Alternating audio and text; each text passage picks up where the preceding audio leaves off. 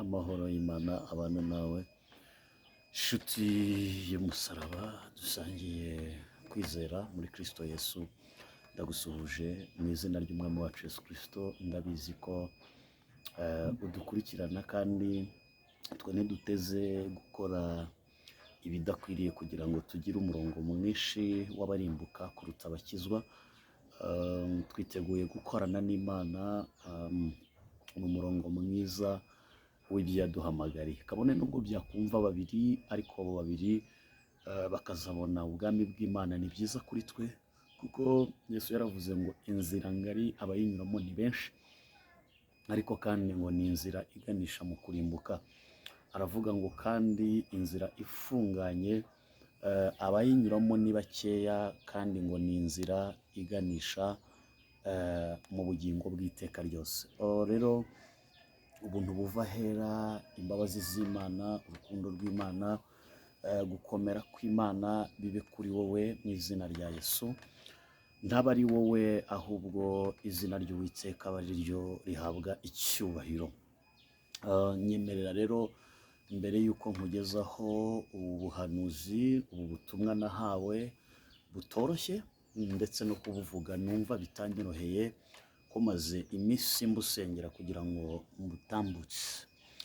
Mana, mu izina rya Yesu ndagushimiye ku bw'abana bawe badukurikirana. Si benshi cyane, ariko ni bake bagana mu bwami bwawe bunumva ijwi ryawe. Izina ryawe rero rishimwe muri uyu mwanya. Ntaba ari njyewe uyu mwanya, ahubwo izina ryawe aba ari ryo rihabwa icyubahiro muri uyu mwanya. Imbaraga z'umwuka wera ziherekeza ubu butumwa, kandi udakwiriye kubwumva ntabwumve, ahubwo ukwiriye kubwumva aba ari we ubwumva.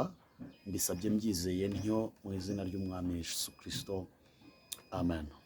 Bene data, hariho ibintu biriho ubu. Hariho indwara zo mu mwuka abantu basigaye barwaye. Imana yarambwiye ngo abantu barwaye indwara mu buryo bw'umwuka, ngo izo ndwara nizo kutumvira ijwi ryayo. Abantu benshi babaye ibipinga, niko Imana yambwiye. Bityo rero uyu mwaka wa 2026, ngira ngo naranabibabwiye utangira, ndababwira ngo umuntu uri guhanura ko ari amahoro, nta mahoro ahari. Kubankurikirana bakeya 15 cyangwa 20, mugende murabyibuka.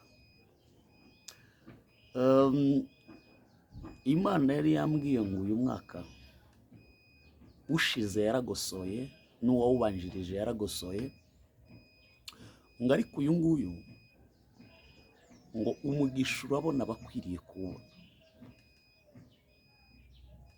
Hanyuma rero yambwiye nanone ngo mbabwire ngo indwara zo kwinangira abantu barwaye,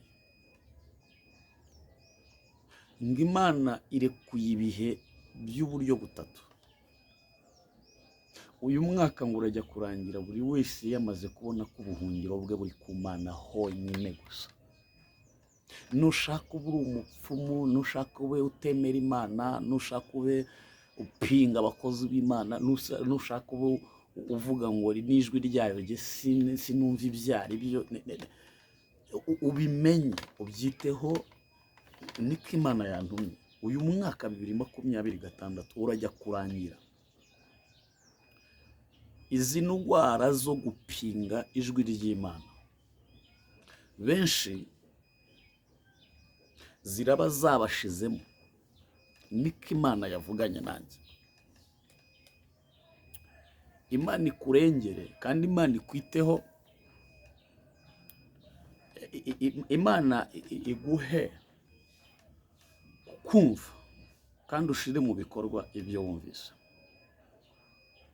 Iyo ni message ya mbere.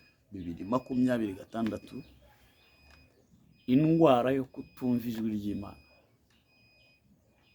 Imana irekuye ibihe by'uburyo butatu. Uyu mwaka urajya kurangira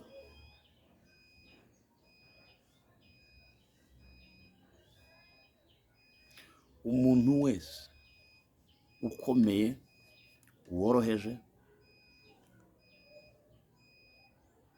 uri muri Afurika, uri muri Amerika, uri Canada, uri Australia, uraba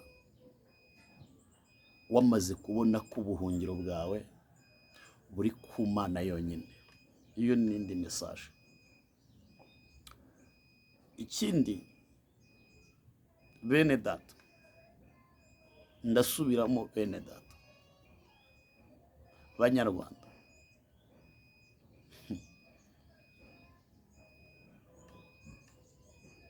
Imana yambwiye ngo muzageza he kwinangira,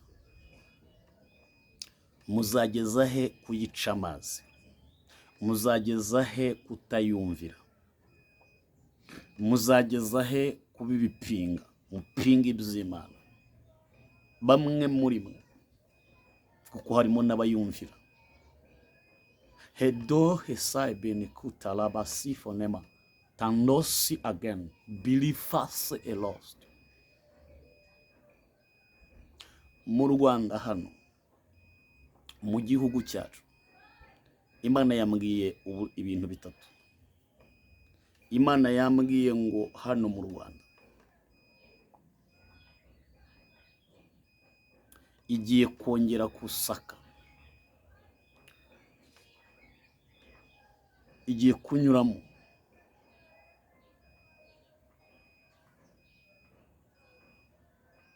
irebe ko ibyo baturega ariko bimeze. Cyo ni cyambere. Cya kabiri, yambwiye ngo kubera kuyimura kandi yarashatse kuhagira ubuturo bwayo, bamwe bakayisohora mu mitima yabo.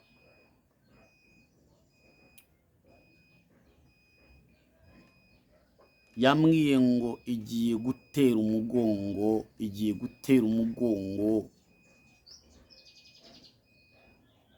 ireba inyuma, igiye kudutera umugongo ireba inyuma, muvuge mutari kumwe nayo. Bamwe muri mwe muyisenge muyibure, nababaye.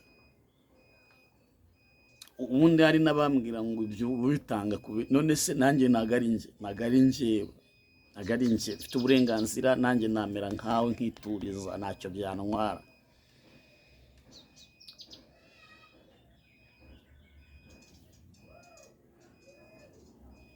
Natuza,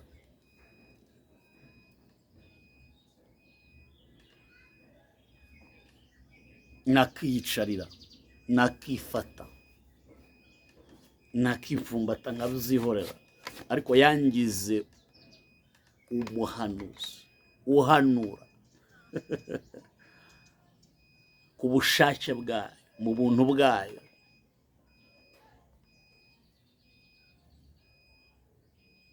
Ushaka nkora iki rero?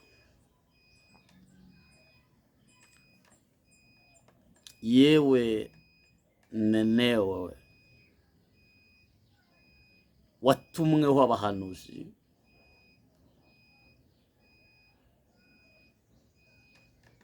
watumweho intumwa, watumweho abambaye bodaboda, watumweho abambaye rugabire, watumweho abambaye congo n'abambaye sipress, watumweho abambaye amatise, watumweho abambaye amakoboyi, watumweho n'abambaye amakabutura. Ntacyo utatumweho, nta ingeri zose, abagufa barebare, abazungu n'abirabura.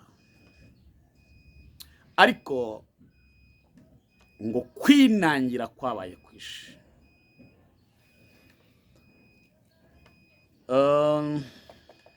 Irambwira ngo irebye inyuma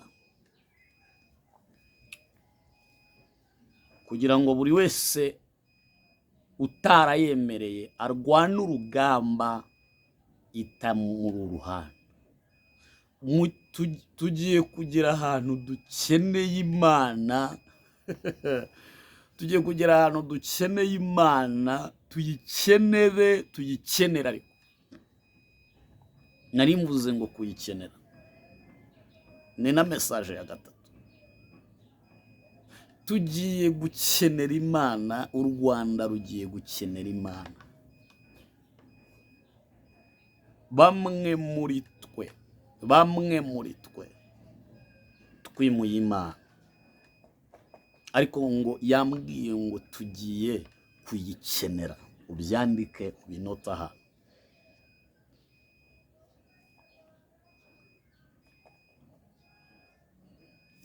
Amasengesho, abantu bari gusenga yageze ku Mana, ariko icyo yagakoze kwinangira kuba kwinshi. Irambwira ngo nta muntu itasuye, ntawe itinginze, yewe ngo yageze no mu buryo bw'inzozi, itanga imiburo ngo none uwambwirire ngo abantu banjye bapfuye barimbutse bazize kutamenya. Iyaba twari tuzi igihe cyo kugendererwamo n'Imana, igihe twagenderewemo n'Imana, ibigirwamana nibyo bihawe intebe.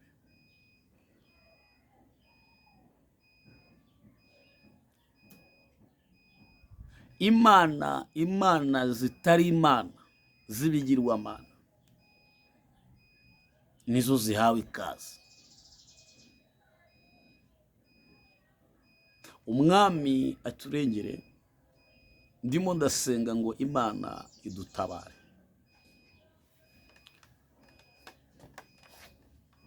Icyakane, mperuka kuganira n'abantu bari hanze y'igihugu hano kuri uru rubuga. Ndabyibuka n'umwaka ushize babwira ko Imana yantumye ibintu bikomeye cyane. Ndavuga ngo niba ntacyo umariye Imana, irakugarura amaramasa, iragusubiza muri Afurika amaramasa.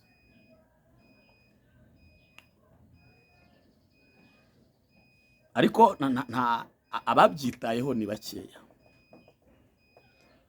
Ubundi ikintu Imana ishaka ni igiki?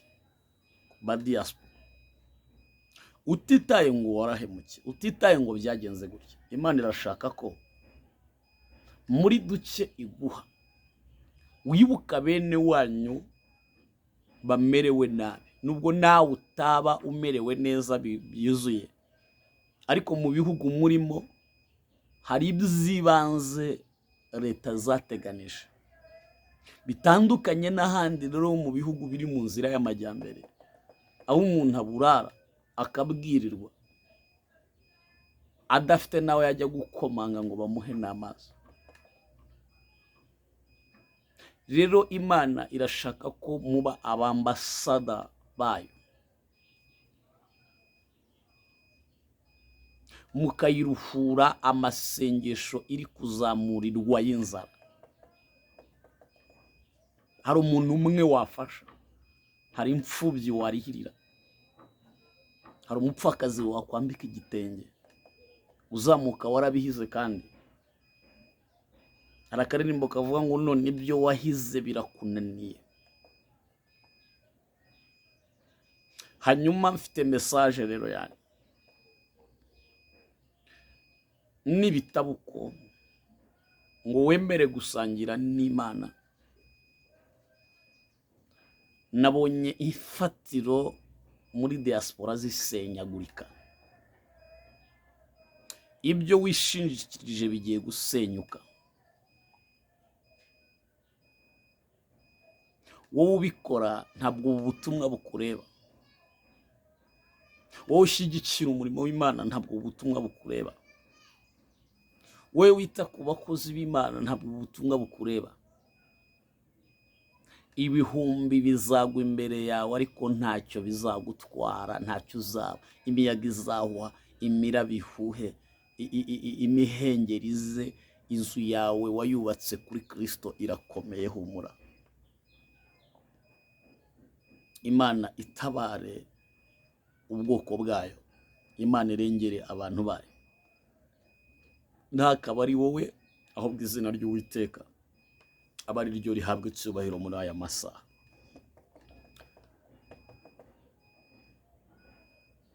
Mesaje ya gatanu, ijwi ry'Imana rigiye kuba ingume.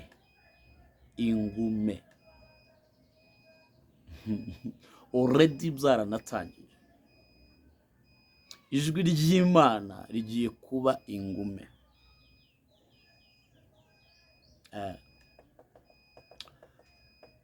Benshi muvugana n'Imana mukumva ni ibintu biri aho, bamwe banabiciye amazi, abandi babihinduye escroquerie gusa. Ariko noneho Imana yambwiye ngo igiye guceceka. Umuntu yemereye ko izavugisha no mu bihe bikomeye niwe izakomeza kuganira nawe. Abandi mwese ijwi ry'Imana rigiye guceceka. The kisitalo bestifo rigiye guceceka. Nababwiye ko tutazarekera gutanga message mu gihe twazihawe. Nababwiye ko tutazarekeraho kuvuga ikiyera ituganiriza mu gihe tugifite uburyo. Data wa twese akwiteho wowe ubwawe, umubiri wawe, ubugingo bwawe. Iyo urebye imibereho uriho, ubona Imana ikwiriye gukomeza kugendana nawe.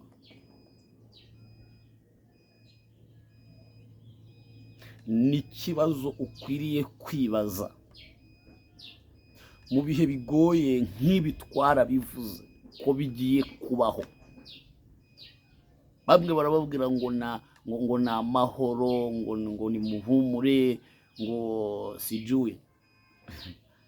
Ariko dusohoye mu gihe gikomeye, dusohoye mu gihe kigoye.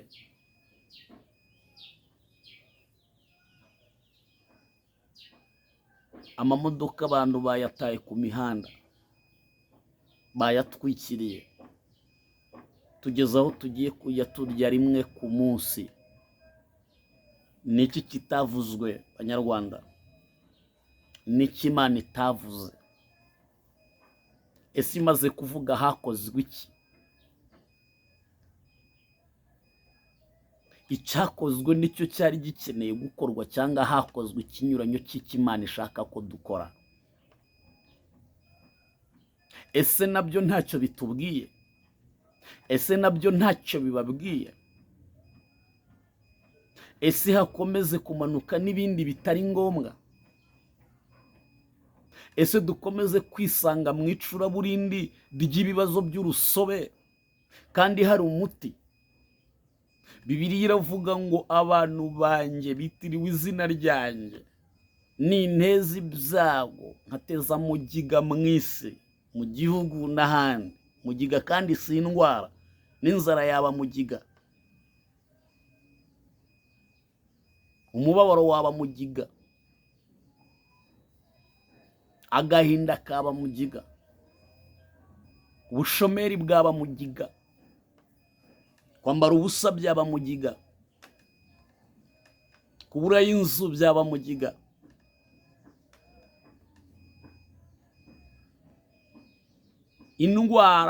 Indwara z'amayoberane zaba mugiga. Bibiliya ivuga rero ngo ninteza isi, ninteza igihugu ibizago, abantu banjye alo la sala bikataya bitiriwe izina ryanjye bakicisha bugufi bo bagasenga, nzururuka mbakirize igihugu.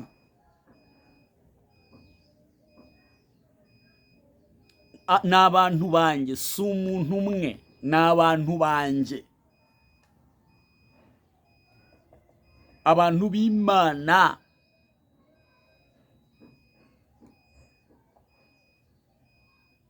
Baratatanye, buri wese ari gusenguka, ariko Imana iyo ivuze abenshi n'umwe izi kubitandukanya. Abantu banjye bitiriwe izina ryanjye nibicisha bugufi bagasenga, nzururuka ndi mu gihugu cyo mu ijuru, nururuka. Imana ifite promese ya promesinze abantu,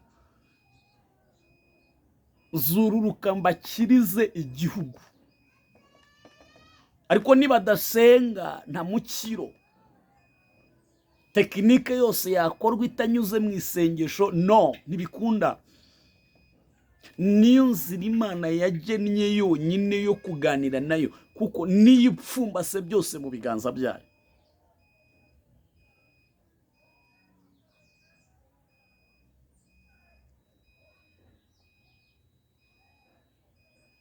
Ndavuga mu mwuka, nuba mu mubiri ntabwo wumva icyo turi kuganira. Iyo urebye mu miryango nta mugiga dufite, divorce zirangana iki? Ntabwo ziri inaha gusa, ni ku isi yose. Iyo urebye amakimbirane y'abantu bari kwicana, umugabo akica umugore we, umwana akica nyina, umubyeyi akica umwana yagiriye ku gise amezi 9, akamwosa akamukura, yarangiza agafata umutwe akawukata. Yemwe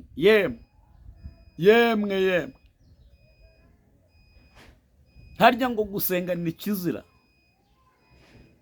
Ibintu bigiye gutondekana umurongo ku murongo, kuko twimuye Imana, twimika ibigirwamana. Kandi mbabwire, nta gihe Imana izareka gufuhira icyubahiro cyayo, nta gihe Imana izareka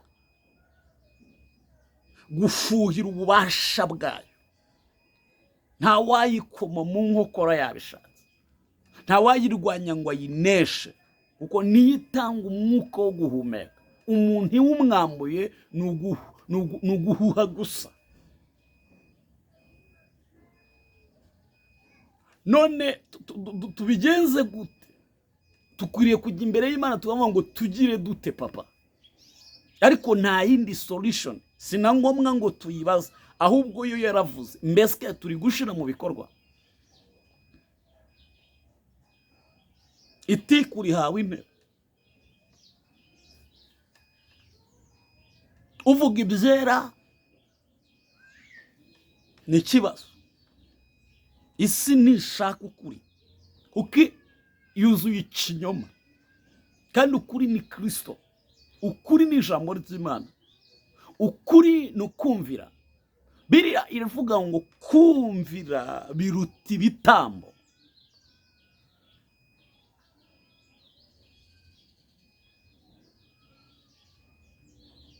Niki Imana itavuze? Kuva 2017 niki Imana itavuganye n'abantu, kugeza ubwo idukoresheje imirimo ikomeye no kuri izi mbuga nkoranyambaga? Niki turi guhanura tutavuze mbere? Ese umwuka w'Imana azahora aruhanya n'abantu?